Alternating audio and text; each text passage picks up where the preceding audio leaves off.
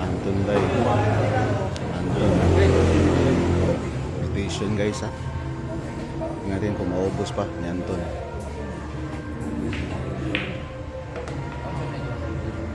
Anton versus Dayo.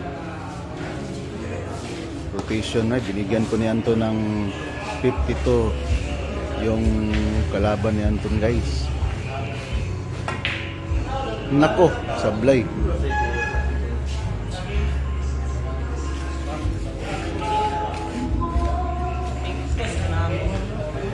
Ito yung kalaban ni Anton. Binigyan pa ni Anton ng 52-68. Rotation laro nila guys.